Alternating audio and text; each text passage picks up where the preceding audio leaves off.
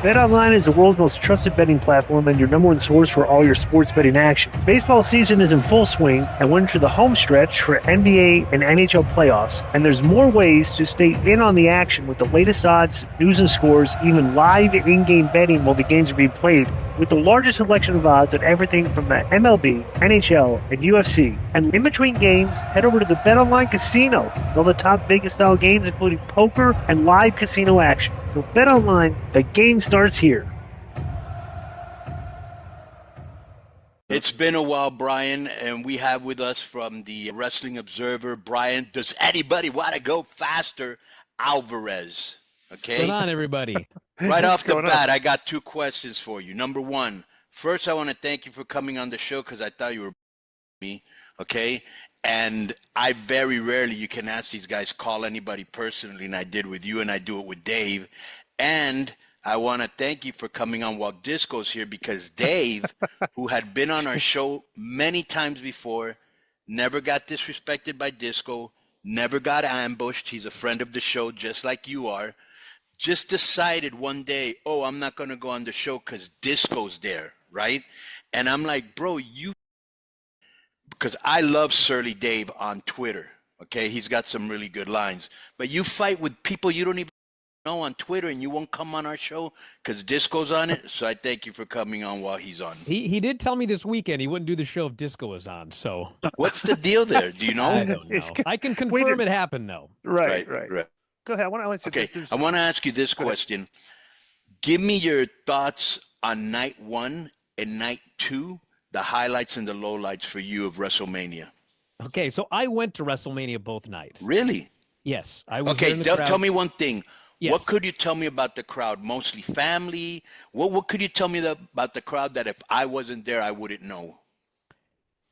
Well, I think with WrestleMania is different because people come from all over the world. And there's obviously going to be families there, but like the tickets are so expensive. It's ridiculous. That there were fewer families than like if you go to a local WWE or AEW show or whatever. There's going to be a lot of families there because the tickets are a little bit cheaper. You can buy 4 tickets, 5 tickets, or whatever. Here, I saw a lot of people that came on their own, or they came with a friend, or they met up with a friend they knew that came from somewhere else. Because, about a week before the show, the very tippy top, I'm talking nosebleed seats, $700. Wow. And that was a week before the show. Now, the day of the show, I met 2 people that they bought nosebleed tickets for $100 each. So they kind of dropped them on the very last day. Did. Yeah. But like prior to that, and the thing with WrestleMania is most people come from far away. So you're not going to fly in and hope to get a $100 ticket on the last day. Right. You're buying an expensive ticket. Right. Yeah, but let me tell you just something real quick. Just a quick sidebar. Tons of Vegas people here waited till the end. There was no way Vegas people were spending that much on it. No, because they live in Vegas. Right, exactly. Yeah. They knew the tickets would drop, and exactly. Yeah. Go ahead. So, the people that I saw, there's 60,000 people in there, so I can't tell you what every group was like. But, the people that I saw, it was a lot of, a single person or a single person and their girlfriend or a bunch of single people that met up with other single people they know from the internet for wherever. So, the thing about night one, because I was in the building and Dave was watching on TV we had a suite, and he was like, man, this show was not very good. The crowd sucked. And I was like, no, this crowd was great. They weren't hot for the New Day match, but like everything else, they were into the show. And then the next night, it was like, oh man, the crowd's a lot better tonight. And it was like, no, the crowd was almost exactly the same. So I think there was something about how they mic'd it on night one where it came across as like a bad crowd, but it wasn't. So night one was a fine show. I wouldn't call it a great show, but the main event was fantastic, and the place went wild for the main event. And that's the most important thing, right? Yeah, they were really into the idea of Roman, Paul, and Seth, and who was going to end up with Paul Heyman. But even though, like, you would think that everybody would know there wasn't going to be a finish until Paul chose somebody, they still were going crazy for all these near falls. Like, it was a great match. Yeah, so they were really invested in the match, and it was the best thing on night one by far. And then night two was great all the way up through the Logan Paul match. Logan Paul match with AJ. This was the first Logan Paul match I've ever seen where people didn't see him as anything special. He was like just another heel. They weren't into the feud, and they were starting to get tired, and so they didn't care all that much about the match. And You think then, part of it could have been, Brian, that they really didn't do a real good job in building it up because it was mostly just promos. Like yeah, there he was never I mean, he never wrestled. Yeah. no, there was nothing about the match where it was like it is really important who wins. Right. Like AJ There's wins. nothing What does at it matter? stake. Logan wins. What does it matter? It doesn't matter. So that's kind of how the people watched it. They were just kind of quiet for the match. And then the main event was, can I swear on this show? I mean, you're on, Yeah. I presume I Yeah. can. Terrible. Yeah, I mean, really. I've been to like over a dozen Manias. It's the worst Mania main event I've ever seen. Wow. I mean, the wrestling was terrible. The finish sucked. Like everybody's expecting The Rock. He's not there. Bro, I And- said that yesterday, right? And people Yeah. go, well, he never said he was going to be there. Bro, he alluded to the fact he would be there. Okay? Well, Why it's did you not do only all these that. promos before then? Yeah. The Elimination Chamber was all built around Rock wanted Cody's soul. Right. That meant Right. Cody said no, and so he got Cena to turn. And they're all over the main event of Elimination Chamber leading to Mania. So, like, nobody could think, well, The Rock's leaving now. We're never going to see the guy again. Right. And even though they didn't mention he was going to be there, they were selling, finally, The Rock has come back to Las Vegas shirts. Yeah, So- That's tremendous. Something Oh, was it happened. really? Happened where he didn't show up for whatever reason. Right. And I don't Yeah, know because what he it goes, was. oh, well, Well, you heard what he I- said, right? And Oh, I yeah. was like, really, dude? I And did. here's the thing. This is how much of a mark I still am. I was hoping that he would do a run-in. And when he didn't, I was even more. Well, everybody thought he was going to do a run-in. Yeah. I mean, even when the match ended, like I was ready to get out of there because I was tired and it was Right. a long weekend. But I still waited and watched the screen Right. because I was waiting for them to put that copyright 2025 WWE because I knew when that was up, like it was over. Right. And as soon as I saw it, I was like, I'm out of here. Right. And I started getting out of there, and I walked a little slow because I thought they could hit this music at any time, and I got to see if he shows up. But he didn't. And like everybody leaving was like, "Where's the Rock at? Why wasn't the Rock Right. here?" Yeah. I got a theory. I literally just thought of this as you guys are having this conversation, bro. That this is 2 years in a row that they have changed the Rock's original idea for what he wanted to do in the main event for the main event on WrestleMania. Rock wanted to be him and Roman. People all over it. We want Cody and Roman. So Rock's idea is like a Rock gets bumped out of that match. We do the final bossing. Okay, I'm still involved. We heard this year he wanted to do Cody versus him with Cody turning. Cody and Hunter turned that down. So that they do the thing and it turns into just Cena and him. And it almost sounds like he's kind of like being a petulant, like maybe like, Well, let me just say crybaby this. that they didn't use his you know, ideas. you know what I would have done, What? Brian? Okay. I would have had The Rock versus Roman, which would have been a great main event. Okay. Mhm. Maybe have some of the elders there, Alpha, Sika, Rikishi, and people like that somehow get involved. Okay. And Punk wait till next year so he can main event WrestleMania. But that's what I would have done. Go ahead. Well, I'm not a conspiracy theorist, but I did Right. hear somebody. And I apologize. I can't remember. I just saw it on Twitter, Right. and I was like, this might be it. So last year, Rock wanted to do Rock and Roman. Right. Take Cody out after Cody won the Royal Rumble. The fans turned on it. They didn't want it. And Rock was finally like, all right, fine. Do Cody and Roman. I want everything up. And his idea, they didn't use his idea, okay? So the match ends, Cody wins the title, and they do that big angle on Raw to set up Cody and Roman for this year's WrestleMania. So it was probably around, I don't know, it was the fall, and me and Dave are talking about whatever, and I said, like, I'm sure they're doing Cody and Roman at Mania this year, and he goes, that's not the plan. And I was like, what? And he goes, no, it's not happening. That's not the plan for this year.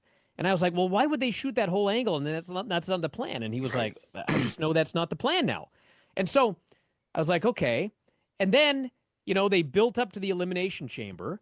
And the original idea was that Cena was going to turn at WrestleMania, not at the Chamber. Okay.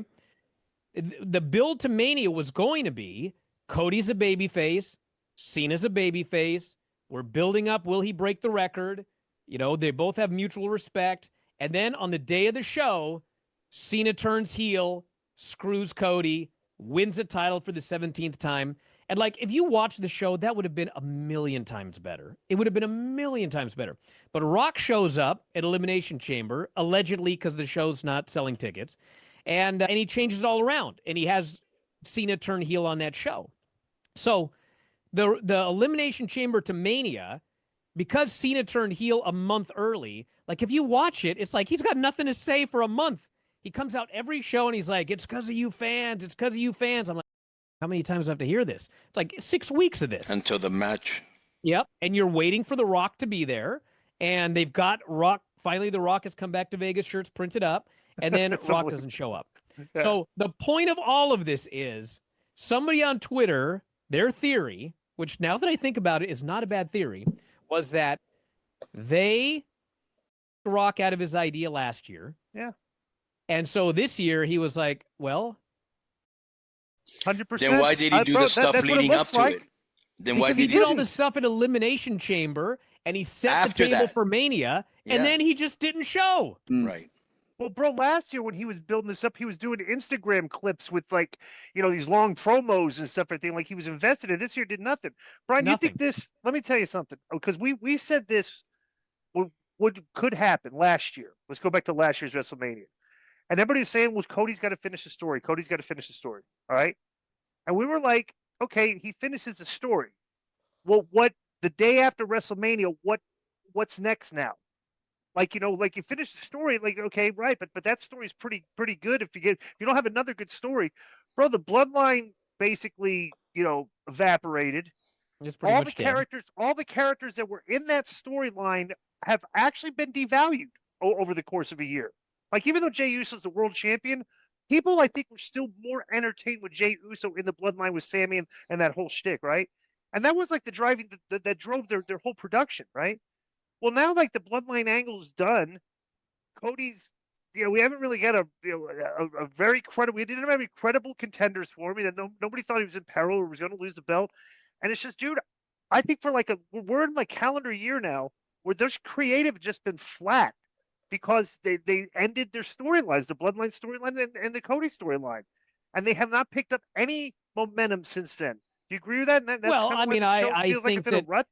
Like I said, it felt the day after WrestleMania last year that he finished the story, which is winning the title, but then, hey, there's The Rock. I'm going to give you this gift. They had a 45-minute segment, the Raw after WrestleMania with The Rock and Cody. And it was okay, well, no matter what they do, we got an easy road to WrestleMania. It's The Rock versus Cody Rhodes. This is going to be easy. And so, you got to do whatever for the summer and such. And I'm just kind of waiting for, all right, where's The Rock and Cody? And it never happened. Well, let's go to the Raw on Netflix. The first show, the Raw. Now we're in the middle of wrestling. The road to WrestleMania started, and The Rock goes on Netflix and he's hugging Cody Rhodes. Yeah, it made absolutely no sense. Earth? No sense whatsoever. And I wonder if that was the show. They sat back there creatively, figured out all the plans. They didn't agree.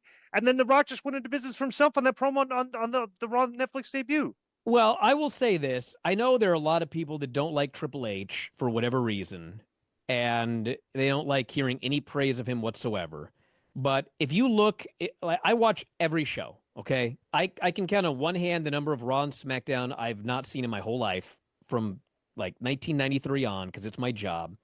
And as a booker, Triple H is so far beyond Vince at the end, it's not even funny, okay?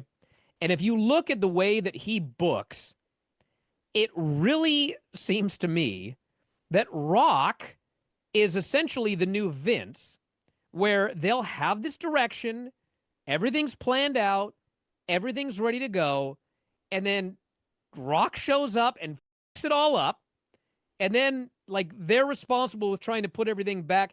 Why would Rock show up and hug Cody? That doesn't make any sense. It made no sense. Why would Rock have John Cena turn on Cody? And literally the story was, I want somebody's soul. You get the guy's soul, and then you vanish. And we never talk about you again. You're never referenced in promos. Like, that doesn't make any sense. Everything that has anything to do with Rock, from the Raw after WrestleMania last year until today, has made no sense. So I think he just comes in and has some idea and does it. And because he's The Rock, it's like they can't say no to the guy. He's on the board. It's not making it better. Like, nothing he has done has made anything better since that Raw after WrestleMania. But that's what I was going to ask. They've said no, though, if they didn't do Cody versus the Rock, or if they didn't put Cody with the Rock with the Sell Your Soul thing. So that my question would be, how's the power structure actually work? Like, who can say no to the Rock? Where does the Rock I'm sure they will say no to the Rock, but I don't know if it's, Rock makes a half-ass commitment, and so they make a plan, and then he pulls out of his commitment. Right. I mean, I can't imagine that he did what he did at Elimination Chamber with the idea that he wasn't going to be at Mania. Right. I mean, they had the shirts. They made the shirts. They're not making shirts for no reason. They had to presume he was going to be there, and then he just wasn't. You brought this up, and I can guarantee you it's what it was. There was definitely a difference of opinion on how he should be used between WWE and him, and at the end he said, deuce. You know what I'm saying? If you're not going to do what I want, and you're going to me around again, then I don't want to be here. Yeah. Something happened. I mean, it's... Yeah. Let me whatever it ends up being, something happened. Yo, what's up? I just want to thank you guys for watching this clip. Don't forget to hit the like button, leave a comment, and subscribe. And join our YouTube membership for hours and hours of exclusive, unedited, uncensored content. And being a member will help you get involved in our upcoming live streams. Thank you for your support. Thank you for riding with us. I know you got a lot of other podcast choices, be it wrestling or other ones. And thank you for picking us. Boom.